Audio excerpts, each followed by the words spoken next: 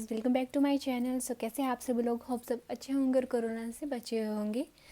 सो आज हम अपनी वीडियो में डिस्कस करेंगे कि हमें कौन कौन सी प्रॉब्लम्स फेस करनी पड़ती है रशिया आने के बाद। तो इस वीडियो को स्टार्ट करने से पहले आप इस चैनल को सब्सक्राइब कर दीजिए और इस वीडियो को लाइक एंड शेयर कर दीजिए।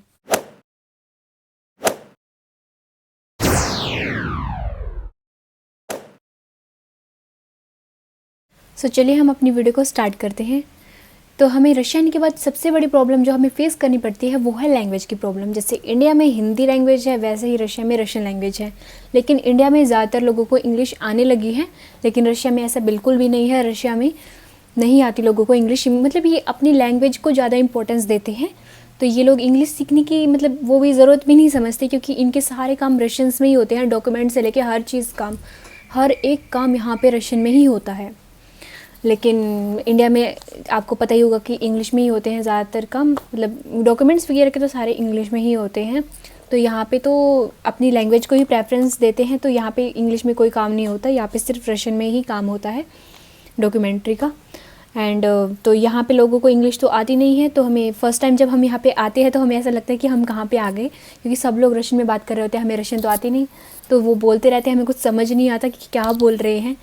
तो मतलब बहुत ही अजीब लगता है हमें यहाँ पे आके। तो हम क्या करते हैं, हम ट्रांसलेटर वो तो थैंक्स कि गूगल ट्रांसलेटर है हमारे पास अपने फ़ोन में। बस मतलब हम यहाँ पे जब आए थे तो मतलब हम फ़ोन में गूगल ट्रांसलेटर खोल लिया, जो भी बंदा बोल रहा है कि उसके मुंह के सामने बस गूगल ट्रांसलेटर लगा दे, क्या बोल रहा है, बस वो ट्रांसलेट होकर हमारे पास इंग्लिश में आ जाता है। तो बहुत ही ज़्यादा प्रॉब्लम होती है। तो मतलब उसको भी अजीब लगेगा कि हम ट्रांसलेटर, इनको तो कुछ भी नहीं आता, इनको तो रशियन नहीं आती है।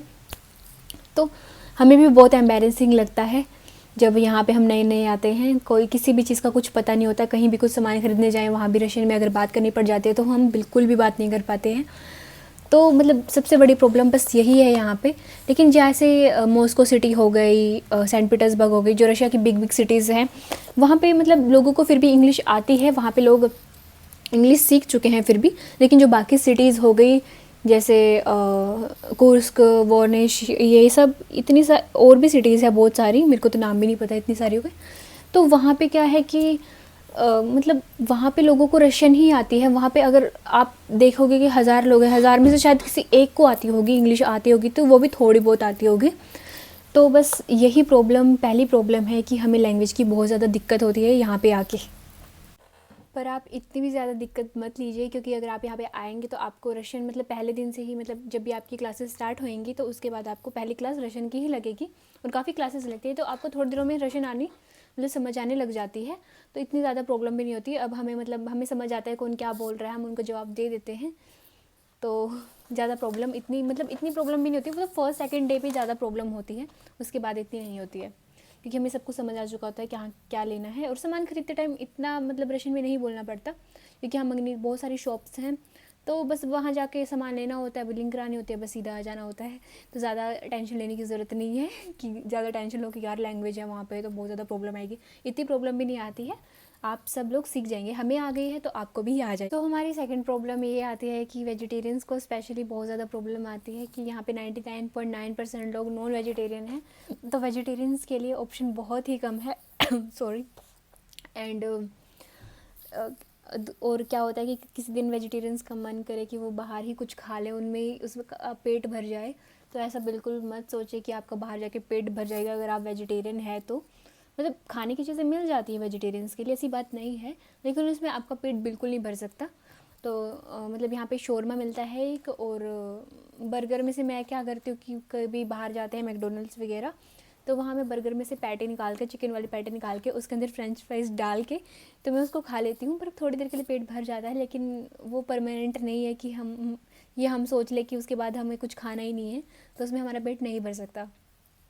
तो सेकंड प्रॉब्लम यही आती है वेजिटेरियंस के लिए स्पेशली। मैं खुद एक वेजिटेरियन हूँ, तो मुझे भी ये प्रॉब्लम फेस करनी पड़ती है, लेकिन अब मेरे को मैनेज करना सीख लिया है मैंने। मेरे को अब इतनी प्रॉब्लम नहीं लगती। स्टार्टिंग में लगती थी यार मैं वेजिटेरियन हूँ, मेरे को कई लोगों ने बोला भी कि तुम नॉन वेज बन जाओ, क्या है चिकन ही तो है, यही है। लेकिन मेरा मन नहीं मानता यार कि मैं चिकन खा लूँ, मेरा मन नहीं करता खाने का चिकन। तो सेकंड प्रॉब्लम तो बस यही है।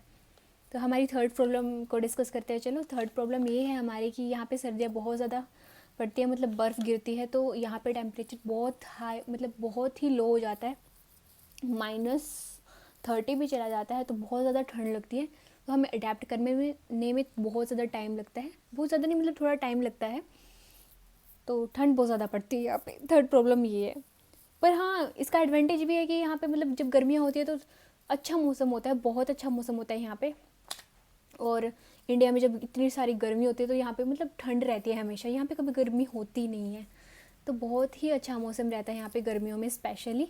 ठंड में चलो देख ही जाएगी, क्योंकि अंदर हीटर्स वगैरह लगे हुए हैं तो इतनी भी प्रॉब्लम नहीं आती है, लेकिन जब हम बाहर निकलते हैं तभी हमें ठंड लगती है।